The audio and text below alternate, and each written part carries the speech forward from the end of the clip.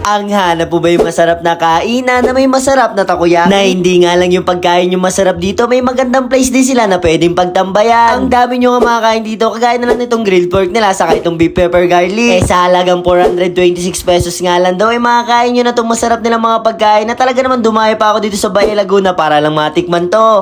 Hi mga kabadis, ako nga pala si Miko. Bali ngayong araw nga po pala dadayuan natin yung sikat na takoyaki nga daw dun sa Bae Laguna. Pero bago nga namin puntahan yun, may dadaanan nga lang pala kami dun sa San Pablo Laguna. Na-miss ko nga dayuan yung San Pablo sa Bae Laguna. Ang tagal-tagal na rin natin nung huli natin nakapunta dun. Ipas nga lang ilang minuto ito, dumating na tayo sa San Pablo tapos naglaro nga lang pala kami dito. Syempre pagkatapos nga namin maglaro ito, nagutom kami kaya dito na kami dumaan sa may Kalawan Laguna. Ali shortcut kasi ito pa Bae kaya dito na rin kami dumaan. Bali pag andito na nga pala kayo sa part na to, dire-diretso nga lang pala yan tapos makikita na yung Mr. Takoyaki. Medyo lumagpas nga lang kami ng konti pero sa right side nga lang pala yan. Bali pagdating nga namin dito sa Mr. Takoyaki Cafe, grabe maganda nga talaga yung place nila. Tamang-tama nga to sa mga nagra-rides yan o naman sa mga papadaan na sasakyan dyan. Tingnan naman natin yung loob kung maganda nga ba. Bali pagpasok nga namin dun sa loob, grabe nagulat ako, super aesthetic ng place nila saka ang ganda. Ang bango nga din pala ng place nila saka perfect nga din pala to sa mga gusto mag-picture-picture dyan. Bali may taas pa nga daw to kaya naman tingnan naman natin kung maganda nga rin ba. Kung maganda na nga yung baba nila, grabe mas maganda pala dito sa taas nila. Ang dami nyo nga makikita dito kagaya na lang nito mirror nila. Ang ganda nga mag-picture dyan saka meron nga din pala silang mga painting dito ng mga naka-display. Pero ito nga yung pinaka nagustuhan ko dito sa mga naka-display, talaga naman nakailang picture ako dito. Tapos nga pala yan, in-order ko na nga pala yung bago nilang budget meal ngayon. Sa halagang 463 pesos nga lang daw may complete setup date ka na dito. May appetizer takoyaki, meron rice meal saka meron na rin kayong dessert dyan. Ang dami nyo nga mapagpipilian dito at meron nga din pala silang mga drinks dito kaya naman ito napa-order nga din pala ako nyan. Nagpa-add na nga lang din pala ako nyan kasi isa nga daw to sa mga bestsellers sa kanila. Tama-tama nga to sa magjowa kasi wala pang 500 pesos may masarap na kayong pagkain. Hindi ko na nga papatagalin to. Una nga pala natin titikman itong takoyaki nila. Ito nga daw yung spicy grilled cheese nila na sa halagang 70 pesos lang ay matitikman nyo na yan.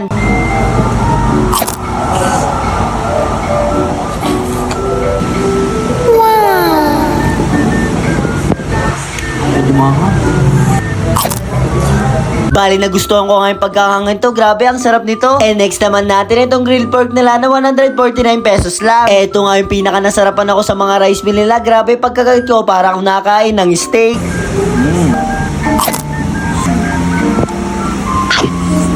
Kaya ako nga din pala nagustuhan yung grilled pork nila. Sobrang lambot, saka lasang-lasa ko yung salty flavor. Ang nagdala din talaga yung gravy nila. Dito naman tayo sa pangmalakasan nilang beef pepper garlic na 155 pesos lang. Bali may sweet and salty flavor na nga din pala sila dito na pwede nyong ilagay. Kapag nga yan yung order nyo, wag yung kakalimutan lagyan ito kasi ito talaga yung pampasarap nito. Bali nilagay ko nga parehas yung sauce ito. Grabe, hindi ko akalain talaga na babagay ito dito.